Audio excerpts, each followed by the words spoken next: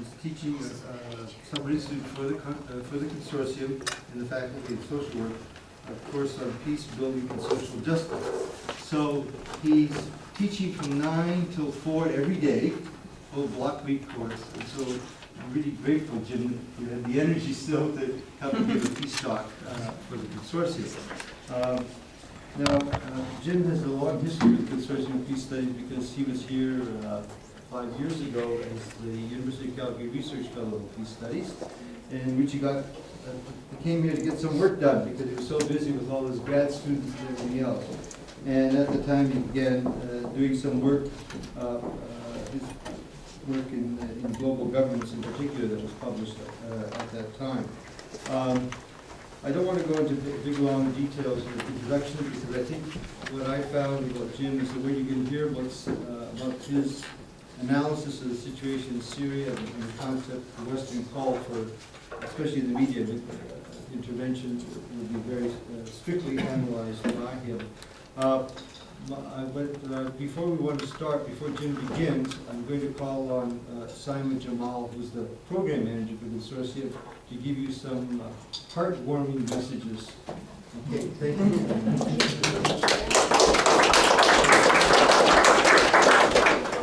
Well, thank you, everyone. Thank you, George. How many people are seeing this is the first Consortium event that they're attending? 1, 2, 3, 4. Wow, quite a few. Okay. So I don't know to what extent you guys know about the Consortium for Peace Studies. We're this organization under the Faculty of Social Work. We were formed around 2006, and we were formed by a whole bunch of faculty members and community members. Faculties from 11 different faculties came together and wanted to have a peace hub at the University of Calgary. And they formed this very interdisciplinary field called Peace Studies. So I guess I don't know to what extent also you attended or know about our biggest event of the year, which is the Calgary Peace Prize ceremony. We've been giving it for the last 5 years. This was our 6th year that's coming. And we've been giving it to very internationally renowned people like Dr. Vandana Shiva, to Dr. Izzulina Abdullayesh, the Gaza doctor, to Madame Louis Argo, people who've been dedicating their whole lives in peace. So now we are running this whole week-long summer institute every year. And we would love it if you guys have missed it this year to come and register next year. We've got it timetabled as an undergrad course and as a graduate level course. If you're a 4th year undergrad, you can register on it. If you're a graduate student, you can register in it. And also if you're just a member of the public, and you don't want to work on the assignments and things like that, but you just want to participate in the class, in the readings, you can also participate in it as a member of the public. So those are our few of the programs that we are running. Oh, one more is we're doing this thing called, if you are kind of a creative arts kind of a person, you would like to do something about peace building, we've got a call out for writing a playwriting competition about peace, politics, and society. It's the only one of its kind in Canada. So it's a competition. First prize $1,000, second prize $250. The call is out. And the deadline is September. So if you ever want to write a play about peace, here is your chance to do that. But the most important initiative that I wanted to introduce you guys is the one that we are taking up in fall, and that's the Calgary Peace Run. The Calgary Peace Run is an inaugural run about peace in Calgary. I mean, we all have run for every other disease under the sun. Not that it isn't important. They are very important. I've done it myself. But we thought it is now time to make people aware about so many conflicts that are happening around the world. And a lot of people that are in this room are already socially conscious, but we want our regular public, the Joe Blow, the runner, everybody else, to come and participate in peace. And so the way we thought we'd do it is through the Calgary Peace Run. So if you're a walker, a runner, or if you've never done that but you'd like to give it a try, I've got registration forms here. And we'd love it if you could come and register. We need volunteers, we need runners, we need walkers. It's on September 23rd, and registrations are going on right now. If you have any other questions on how to, I don't know, just join the Consortium for Peace Studies, you have some experience in peace building, you'd like to beef up your peace building portfolio some more, please come and talk to me. So with that, I'll let Jim take over. Thank you, Simon. Thank you, Simon. Thank you, George. Good evening, ladies and gentlemen. Allow me to say what a pleasure it is to be back here at the University of Calgary. My time here as a fellow 5 years ago was really quite splendid. And what I remember best is what I've experienced yet again. I'm met with sweetness, courtesy, and helpfulness of an exquisite kind everywhere I turn. And it says something not only about what a fine institution this is, for me it signals something too about the qualities of Canadian society. I really am very, very relaxed and happy to be here. And thank you for turning out on the studying beautiful evening. I think what I'd like to do is to start on a personal note, and I hope you won't regard this in prospect as a piece of self-indulgence. I want to say something a little bit about my past as a way of explaining my answers to those two questions. That is, could we intervene in Syria? Should we intervene? In 1993, I was doing research on the coordination of humanitarian assistance. A big problem at that time. UN agencies, national militaries, and NGOs, I'm not sure what you call them here, private voluntary organizations, were meeting in the field and clashing and wasting time and energy and resources trying to make common cause and trying to get the protocols sorted out. It's quite a mess. So at the time, I wrote a research proposal to get funding to go into the field to investigate the nature of the problems. And I was successful in the bid, and I thought, great, okay, the next big humanitarian disaster, I'm going to go out there. And then came the test case from hell. And that was the Rwandan genocide. So a couple of weeks after the genocide, I pitched up there. And as you can imagine, it left quite a mark on me. And in the years subsequent to that, I have read piles of literature on the Rwandan genocide and on the international politics of the genocide. And I am utterly convinced that we could have intervened and we should have intervened. I think there is little question, well, there's little question in my mind that countless thousands of lives could have been saved. That's the prelude. That notwithstanding, my answer to these two questions is, could we? Probably. Should we? No. Which doubtless comes as a bit of a surprise, and it may be a bit of a shock and a disappointment to some of you. And I just want to go through very briefly my line of reasoning for saying, no, we should not. I've got 4 lines of reasoning. There's a line of legal reasoning, a line of moral reasoning, there's political reasons, and there are practical reasons. And I'd just like to go through these in sequence.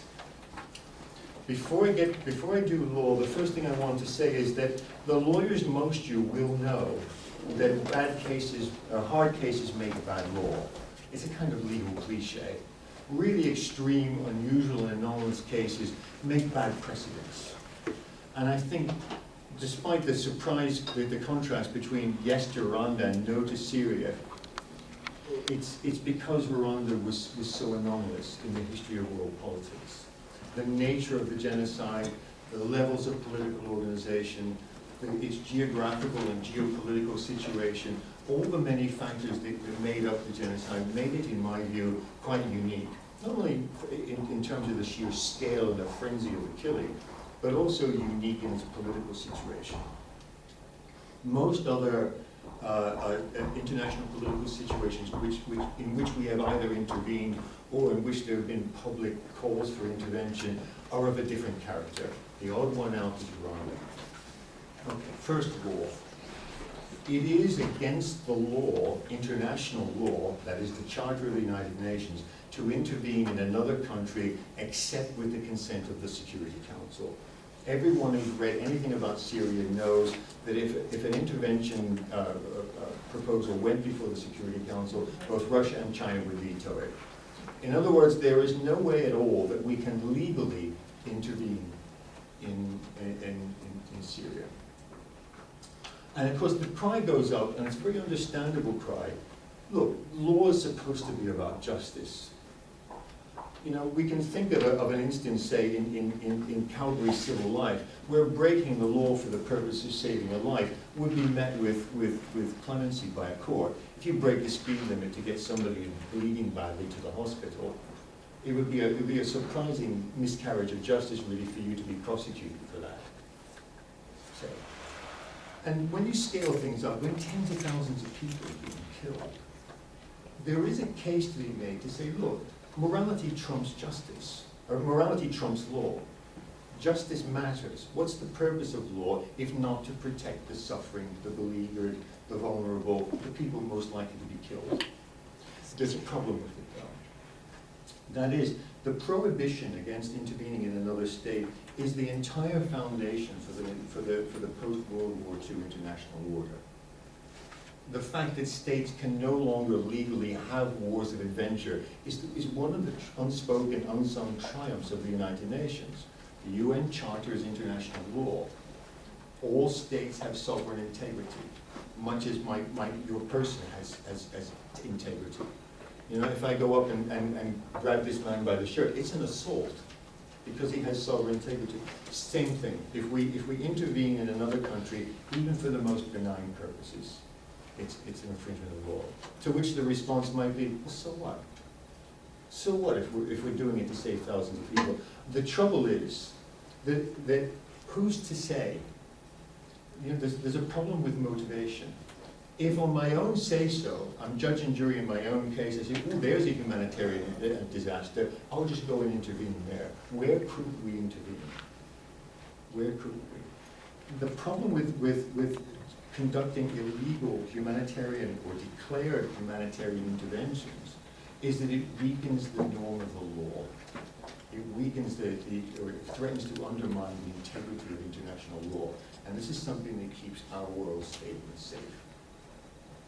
There's some points that relate to this from the morality point of view. So I'm going to do morality next. Now, I've already said that the moral case is quite compelling. You know, it's a real heartbreaker to see, to see television, to see babies having been injured through artillery fire or through careless bombardment and all the rest of it. It's poor. And so the pulls on our conscience are, of course, very, very strong. But morality cuts all ways. Don't forget, when we decide that we're going to put soldiers in harm's way, even for the purpose of protecting civilians, that has real ethical weight. Soldiers aren't cannon fodder. They're sons and daughters, they're husbands and wives and partners. These are people we love and care about. These are men and women we respect. And we have to be really very, very clear about the risks we're asking these people to undertake. So let's not underestimate the morally weighty side of committing soldiers to rescue, if they can be rescued. I'll deal with that on the practical side. But I think it's something that we often overlook. And I think for those of us who don't have a military or a strategic studies background, I think there's a lot of faith put in the efficacy of military force. This is a powerful country in military terms. The US is. European countries are powerful militarily. But it's not necessarily the power of the sort that's going to be deployable for rescuing human beings in really quite impacted conflicts. And very, very often, the argument is left there. It's presented as a tension between law and morality. And in that kind of contest, most of us, the kind of people who come to a talk like this, will always plump for morality over law. But it's not that simple. There's always a missing element. When it's characterized just like that, something's missing. And the third element that's missing is politics. And political realities are as hard, they're as real, they're as compelling as corpses in movie bodies. You know, just because it's politics doesn't mean it's real or dismissible. And here, the politics are immensely complex. Think about the geographic situation of Syria. Its immediate neighbors are Turkey. You saw in the news, didn't you, that the Syrians shot down a Turkish jet on the claim that it infringed its airspace. So international tensions are rising there. One of its other neighbors is Lebanon. Syria had its military in Lebanon for nearly 30 years until 2005, until the Syria revolution. nearly 30 years. One of its other neighbors, of course, is Iraq. And a fourth neighbor is Israel, just in that little corner. That's a very, very volatile mixture. Syria is at the heart of the Arab world. And there are all kinds of factions, you know, Sunni and Shia, and political factions. They cross borders.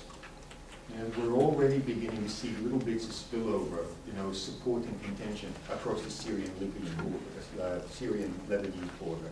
And given the history, who could be surprised? So the politics of this are immensely complex. And with that come risks and vulnerabilities to regional stability that are very, very considerable. Now, I don't believe that if one or more Western countries intervened in Syria, that Russia or China would intervene. I believe they're much more cautious than that. And I think behind the scenes, the Russians and the Chinese are much more sympathetic to the overt Western stance than they make out. But for reasons of their own, they're very, very concerned that Western nations aren't given a ticket to intervene every time they declare a humanitarian emergency. And after all, they've got good reason to be suspicious. You don't have to be Russian or Chinese to look at the history of the world in the last 20 years and think, don't sell me this morality versus law stuff. I mean, the response to that is, you intervene in Kosovo, you break the law to intervene in Kosovo, but not Rwanda? What's the difference? Well, you know what the difference is. The difference is, of course, that the former Yugoslavia, of which Kosovo was a part, was leaching refugees into Western Europe. You know, we had a determination to put a stop to that and to put Milosevic in a box, and that's what we did. Rwanda? There weren't going to be any Rwandan refugees of any significant numbers coming from the center of the Great Lakes region in Africa into Western Europe or beyond. You know, what do they have in Rwanda? Plantains. Libya and not Rwanda? What does Libya have? I'm not saying that the entire motivation for going into Libya was oil. It's never that simple. But it would be naive to suppose that oil didn't actually figure in that. So political calculations matter, and they should matter. They should. You know, the United Nations is not a humanitarian organization. It is a political organization. It is an organization of states. I mean, to be fair, the United Nations agencies and programs and the rest have done more than anything else I can think of in the 20th and 21st century to uphold what I would call the normative architecture of the world. You know, who else is looking after refugees and issues of hunger and family planning and all the rest of it? The United Nations has been at the forefront of a lot of that work, but it's still a political organization, still. And states have a responsibility, states and their governments have a responsibility to consider what is and is not in the national interest. You know, we are not, as a matter of fact, going to rescue everyone that we have the capacity to rescue. We won't. Okay. That's a hard reality, but it's real. And then there's the practical matter. I've already touched on one simple point. That we greatly overestimate the efficacy of military force to do quite refined things. If there are any strategic studies people in here, or if you've ever read Clausewitz, this is the great 19th century Prussian military theorist. I've read Clausewitz. That's hard work, I can tell you, for a peace studies person. Clausewitz is famous for an observation. You don't deploy military force unless you have a political objective achievable by military means at a price that you're willing to pay. If you act outside of that rubric, you're courting disaster. It's not rational. What is the political objective that we could achieve by high altitude bombardment, or by sending in 30,000 troops, or by some other act of military intervention? What is the political objective that we could achieve by military means? At a price we're willing to pay. Be in no doubt, Syria is not a toy town army. If you go in there with soldiers, you're going in to fight a war. And as soon as you start war fighting, the highest rate of casualty is going to be amongst civilians. You could, of course, do it remotely. Very unpopular to lose soldiers, even for humanitarian purposes. What we did in Kosovo, we bombed from 30,000 feet. And we bombed a Serbian radio station. We killed civilians. You know, we're going to kill innocents in order to preserve innocence. If you intervene militarily in that situation now, you will exacerbate the killing, both the parties to the conflict and the hapless and the hopeless and the people caught in the middle. The military is a very, very blunt instrument. You know, all this talk about precision bombing notwithstanding. The real point, though, is what can you achieve? And the situation in Syria is, of course, very fractious. You know, President Assad is still the president, but of course he's lost the largest part of his legitimacy, or all of his legitimacy, outside of Syria. There's a desperate move now for regime preservation. You want to make a desperate president more desperate? Intervene. If you want to galvanize Syrians, present them with a common enemy. That may not happen, but what the alternatives say, arming rebel groups or so-called rebel groups, this is not a single, cohesive, culturally homogeneous, politically homogeneous group. You know, you've got armed gangs as well as militias, as well as army deserters, and everyone there senses a power vacuum. What's the post-Assad regime going to be? Does anyone really think that military intervention is actually going to make military contestation, violent contestation for the post-Assad regime less likely? I think it's going to make it more likely. More likely. So I think that, and then there's the risk of international contamination across the borders I already described. So in practical terms too, I think this is a non-runner. Now, if my answer to the question is no, what a terrible thing for somebody from the Department of Peace Studies to say. You know, we all agonize over this. We all agonize over the things that are morally weighty that we simply haven't got the time and the wherewithal to do. At an individual level, we bear this all the time. Everybody knows that you could give all of your money and all of your time to the betterment of the people worst off on this planet. You could sacrifice your life. And yet, you know, especially the young people amongst you, you know, you're young Canadians. You know, you too are entitled to, you know, sing, dance, fall in love, and do all the normal things that people your age do. You still have to live. So, you know, we have to be able to deal with the world's agonies. And sometimes it's all the more agonizing because we can't act for best.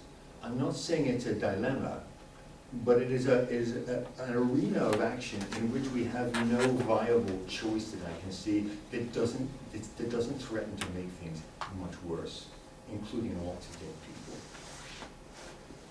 I'm going to finish with a little story from the time I was doing this humanitarian intervention or humanitarian assistance coordination work. In 1992, I had a young undergraduate, one of the brightest undergraduates I've ever dealt with. And she was quite adamant. She said, why aren't we in Bosnia? Why aren't we intervening? And this is a tutorial, and I'd been through the essay and all that, and I thought we were finished. And she was angry. And so I sat with a pen and paper and made a list. Here are the reasons. I was at my teachery best. It was terrific. There isn't a social scientist on the planet would fault it. And I thought, and she looked through it, and she looked up and she gave me a hard stare and she said, that's a charter for impotence. And I said to her, sometimes we are. Sometimes we are. For all of our power, for all of our strength, for all of our military capacity, sometimes it's not practically deployable. And I wish I could give you something other than agony. But I cannot advocate something that I think would have precisely the reverse effect of what those of us who would advocate intervention would intend.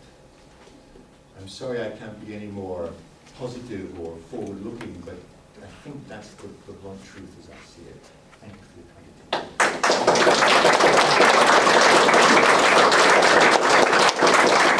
Thank you for a very provocative presentation.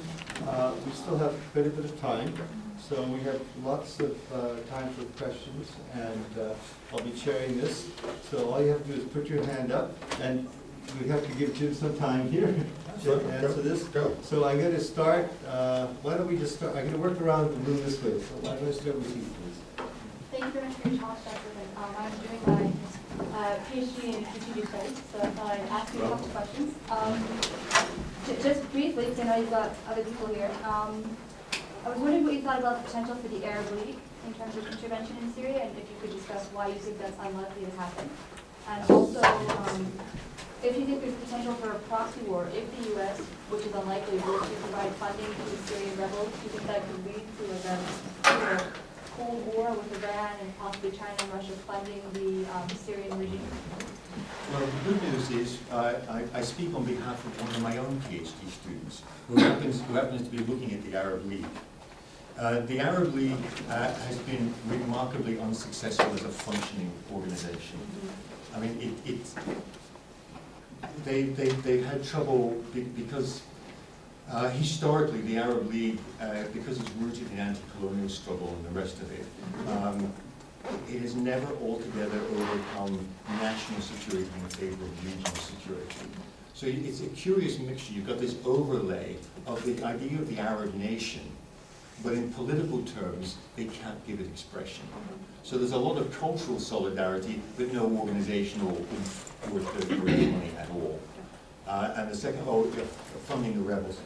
I would like to think that the United States, and indeed other countries, learned a lesson from arming the Mujahideen when the Soviets were occupying Afghanistan. And it's just asking for terrible trouble. And you know that when you ship quantities of arms in, you know that some of them will be misused for perpetrating atrocities. You know, it's difficult to know what the truth is from the various media reports. And of course, people on the ground in these conflict zones are always sending telephone images to Al Jazeera and BBC and the rest of it. Who knows the truth? But I think it would be unlikely if atrocities hadn't been committed on all sides. The last thing I think we need to do is to put more fuel on that fire. So this gentleman here, you're next. Oh, And then and you're next after. I have a real problem.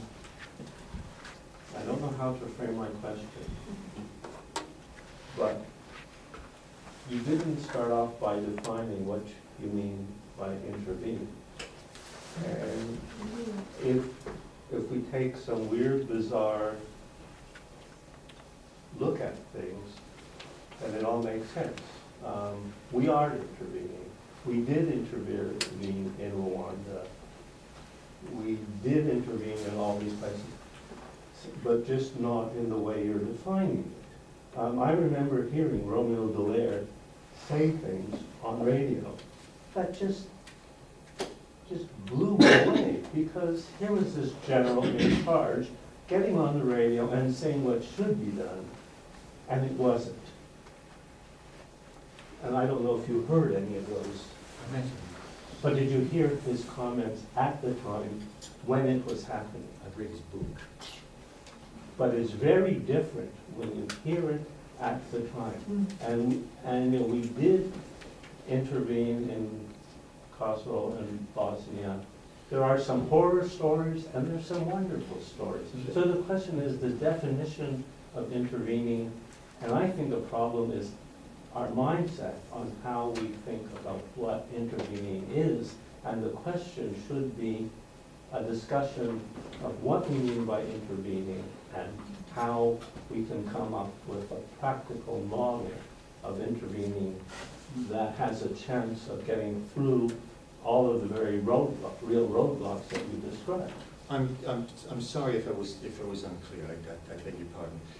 In international politics, the definition is actually quite clear. That is that any unwanted, unsolicited incursion into one state by one or more other states is an intervention. If, on the other hand, Syria were to say, we agree with the Kofi Annan peace plan, we need international peacekeepers, that technically is not an intervention because it's invited. The difference is as plain as if the police come to your door and they say, could we have a word with you, and you say no and close the door, that's the end of it. But if they come with a court order, that's an intervention whether or not you block the door. They don't have to knock it down. When the United States Marines went into Somalia, the only people on the beach was CNN with cameras. It was still an intervention because it was done with the legal authorization of the Security Council. I don't think these are roadblocks, to go back to your metaphor. I think these are really deeply impacted structural and relational problems. They can't be got around by clarity, either legal or political clarity around what we mean by intervention. But I think that's an important discussion, because if you see someone about to hurt another person on the street, and you intervene, and you stop it, you could be violating all the laws against assault and everything, and still it's justified. Well, that... Yes, and you will not be persecuted. You'll not be prosecuted in any legal system for doing it. It depends on whether or not you actually commit grievous bodily harm. Now, okay. That's the question. That's my point exactly. And I was talking in practical terms. Although prosecution wouldn't actually come up, what happens when you start dropping bombs at 30,000 feet and destroy a school? You're answering my question. The question is the definition of what you mean by intervening. I think we should go on. Do you still have a question? Yeah. I'm moving over to this side, Lisa. I think mine was similar in to this term here a little bit, just because as somebody outside maybe academic thought in general says could we intervene, it doesn't say could we intervene militarily. And so I'm thinking, like, not to undermine your talk, but is there other means of intervention which could go along with another definition, or? Okay, let's suppose Reporters Without Borders decides, look, there's too much propaganda going on. We actually need objective, reliable reporting so the world can actually get a good picture. You show up to the Syrian border with your passport, and the Syrians say, no, thank you. You have no legal right to be in, and they have a legal right to refuse your entry. If you sneak across the border, well, you don't really have a legal personality under international law, but still, that would be intervening. And if they caught you, you'd be in some trouble. Think of another example, but you know, Syria is still the regime of President Assad is still the legitimate government of Syria. They can pass laws and enforce them in keeping with Syrian, wishes and customs, and they will. And they're not going to allow an intervention of any kind. Not even to use your understanding of intervention, even one that comes via a knock on the door. If it doesn't serve their purposes, no thank you, go home. You know, this gentleman is next. Yeah, we'll bring you around this way and then we'll come back. Yes, sir. Okay, my name is Ali Kaber. I'm from Syria, and I can tell you things probably you don't hear in the news about Syria because the media here is biased. You only hear fake stories from Al Jazeera and some other stations, which is funded by Qatar and Saudi Arabia, who have all those Wahhabis and those fundamentalists, Islamic fundamentalists who want to start the killing in Syria. The question of should we intervene is, should we help President Assad or not to fight those terrorists? That's what we should ask this question, not should we bomb Syria or not. When Al-Qaeda are fighting in Syria and we go along and help Al-Qaeda to overthrow some secular government in Syria, this is totally absurd. The Syrian government is almost secular government in Syria. The one who was fighting the Syrian government are those Muslim Brotherhood, Al-Qaeda, and other names of those fanatic Muslims. So why should we go there and help those fanatics who we fought in Afghanistan, we fought in Pakistan, we fought in Yemen, we fought everywhere else? Why should we go and help them? Are we starting some kind of fertilizing soil in other place in Syria to export terrorists for us in here? Unfortunately, I cannot validate your characterization of legitimate regime versus terrorists. I mean, any regime which finds itself in something that to the outside looks like a civil war will naturally, these days, characterize the opposition as terrorists. What we do know from the outside is that lots and lots of innocent people are being killed. They are not innocent. Bear with me. The best reports we have suggest something between 15 and 20,000 people. But they are not innocent people. I can assure you that. They are not innocent people. I don't The think- innocent between them could be less than 2% or 5%. I'm not Very altogether minimal. certain that anybody can validate that, and certainly the kind of reporters you might rely on can't get access. But once you start using helicopter gunships, artillery, and long-range artillery, all the rest of it, then innocents do get killed. I mean, Holmes, you've seen the photographs of Holmes. The notion that innocent people haven't been killed there, it takes a bit of swallowing, to be honest.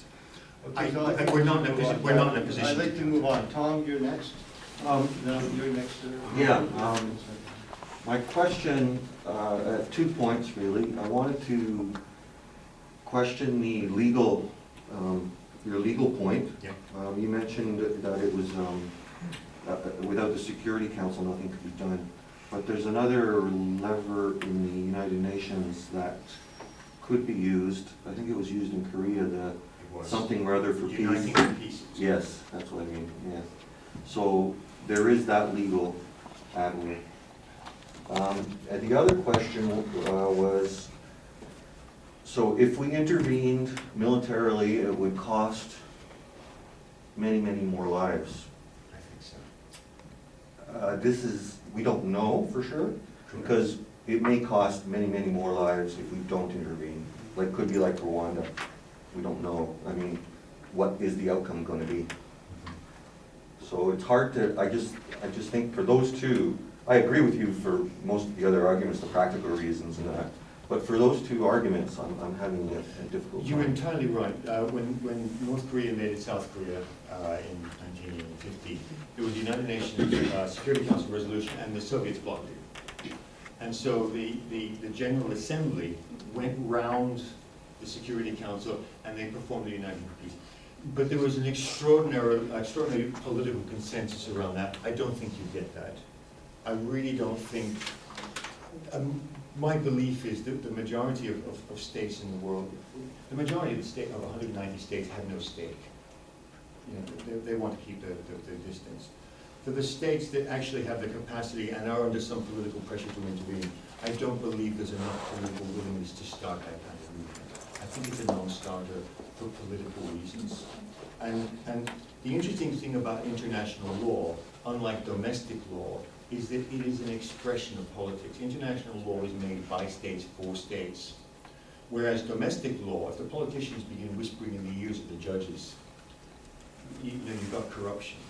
But here, international politics and international law are closely intertwined. Most states obey most international laws most of the time. Why? Because they make the rules. It's why most clubs work. Most club members obey most club rules most of the time. It's in your interest to do so. Okay, that's the first point. The second point, yes, you're entirely right. We don't know.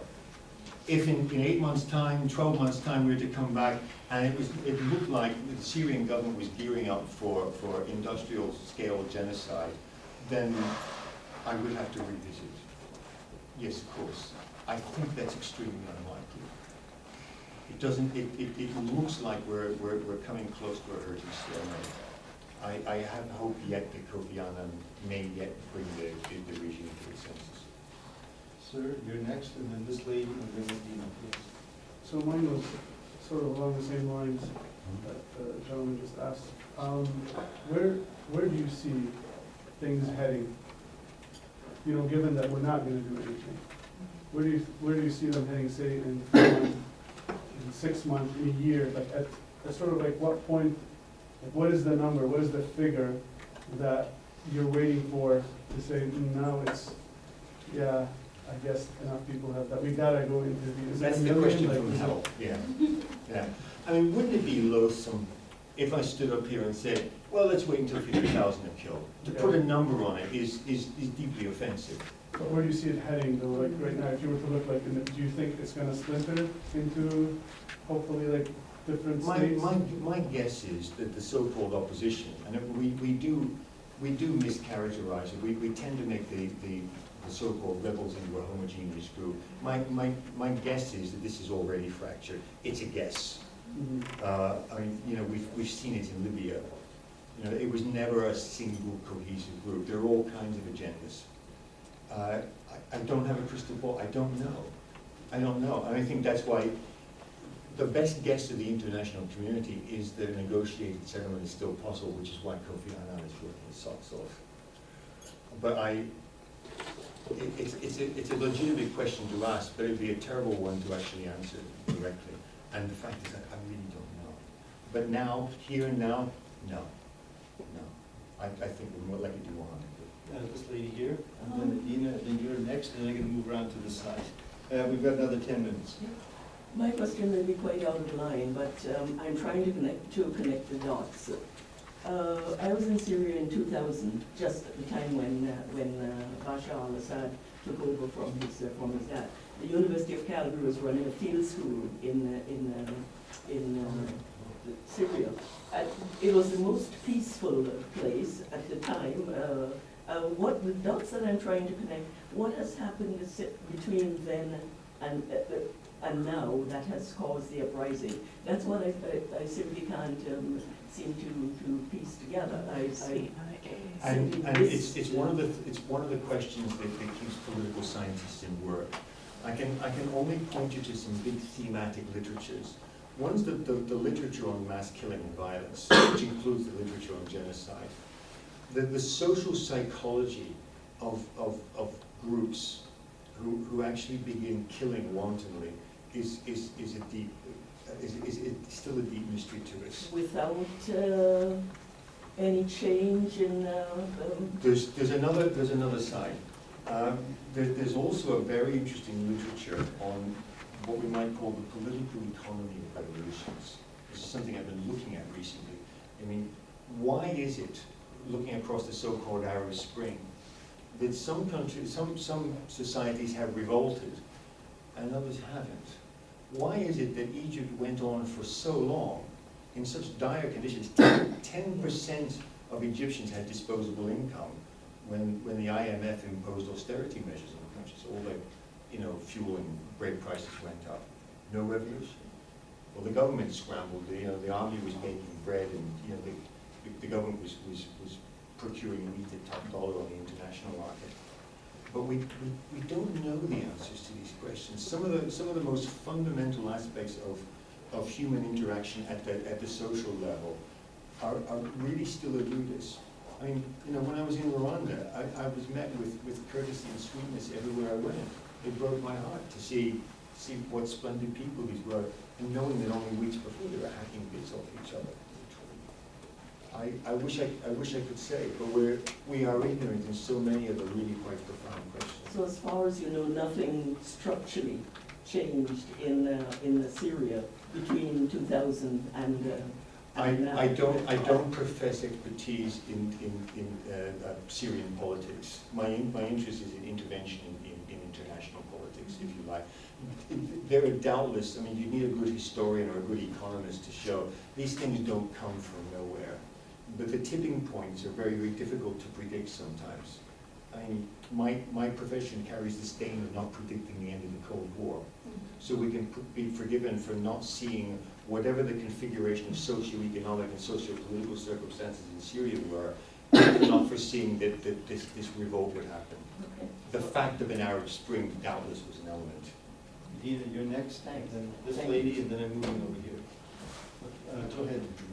It looks like the American and Canadian governments are at least condemning the Syrian government for their actions. But at the same time, we've got our oil companies going in there paying royalties to the government and paying the Syrian people to work for them. So we are taking sides. I think what are we trying to do? Well, you and I are still driving cars too.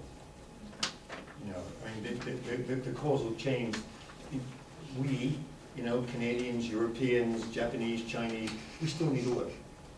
And, you know, to be honest, when I go and fill up my tank, I almost never think to myself, where has this come from? And, you know, oil is mixed with blood everywhere, wherever it comes from. It's mixed with social injustice wherever it comes from. And the oil companies unless directed by a government to cease and desist, oil companies have legitimate business, and if they conduct it legitimately, there's very little I can say except to express my approval, my disapproval. You know, you can operate a sanctions campaign against an oil company, but you know, if you looked at the morality of oil trading around the world, you'd probably give up oil altogether. I mean, I'm not That's what we're trying to do. Okay, thank you, Jim. This lady, and then we're moving across. I've been to Turkey many times, and I have some good friends there. And so in talking to them, I mean, they've got huge refugees in the country, and it's their longest border, and they, you know, they need to deal with Syria, who's ever in charge, so. But I know they talk about, one of their fears is that Iran, if they intervene, then Iran would come in. The Sunni Shia difference and all that. Just any comments on that? And, well, and I mean, in the States too, I mean, everybody knows the potential tipping point for all other things. I believe, but this may be an act of faith, it may be hope against hope, but I believe there's enough caution in international circles to prevent, if not all out a regional contagion, at least the entry of superpowers into this game. And if Iran gets involved in a protracted war in that part of the region, we're in very, very dangerous territory. You can bet dollars to donuts that the Turks are being leaned on very heavily. You know that the Turks didn't actually retaliate against Syria. Oh yeah, well, and they understand their interest, for sure. I mean, Yeah, and they were probably leaned on as well, or made all kinds of promises. In fact, if the Turkish government played it smart, they extracted lots for Well, there's lots of the purpose refugees of they're paying restraint. for in these camps. That's right. You know, and they're smart enough to know how to extract the maximum so as to ease the pain. You know, they're saying, look, we're carrying some of the burden here. Yeah, they are. You know, if we want to kick out the refugees, you're going to have a real big incident on your hands. So, you know, despite the, you know, the suffering innocence and all the rest of it, you know, the political players are still going to play some very, very hard games. But I don't believe that any of the players, not especially the United States and China and Russia, want to see this thing get out of hand. They very much want to. When's the Iranian election? I don't know. It's coming up though. Yeah. Okay, we've got some more questions here. This gentleman, and then Martha, you had your chance. But that lady in the back will be after these two, I'll ask you, and then we'll have Fran. And that'll be the end of this. Well, I didn't give you enough time. Go ahead. I'm concerned about the precedents that are set between intervention and non-intervention. I mean, from you, I was reading the responsibility to protect today, and it seems like the legislation implies a universality. If there are crimes against humanity or genocide in the country, it's the responsibility of the state to protect its individuals. If that fails, then it's the world, it's the international community. Now, if you can, it seems like we went into Libya and it was an international choice to go to Libya, and now we're choosing not to go into Syria. And it seems like the legislation, that principle of universality is getting lost in the mix. Maybe you could just give me a comment. It always does. The responsibility to protect is, it sounds wonderful, the responsibility, but no one can enforce that responsibility. States are not going to sign away their room for independent maneuver. The responsibility in the responsibility to protect is a moral responsibility. You know, it doesn't dissolve politics at all. And in fact, what it does, it simply tries to create a change in the normative climate. But nobody supposes that the responsibility to protect is somehow going to soften political calculation. I mean, does anyone believe that if R2P, responsibility to protect, had been in place in 1994, that intervention in Rwanda would have been more likely? I don't think so. It wasn't in our interest to do that. So what's the point of implementing a legislation like that? It's a norm. Yeah. Sometimes it's the ways in which laws and norms interact sometimes, I mean, most of the laws in Canada conform broadly with the norm, what counts as normal, the Canadian way of life. Most legislation in this country isn't a surprise, it's a refinement of things that most Canadians already accept. Occasionally, there's an act of political courage where a politician decides to actually change the norm by enacting and enforcing an unpopular law. Perfect example, President Johnson in the United States, 1960 civil rights legislation. Right? The South was not ready for that. When he signed the law, he said, there goes the South, in other words, in electoral terms. It took 40 years until Obama was elected for the Democratic Party to recover that. It was an act of remarkable political bravery. But the real point here is actually trying to change the normative expectation. And I think what R2P is useful for is us getting away from the idea that, you know, some states, they've always abused their people.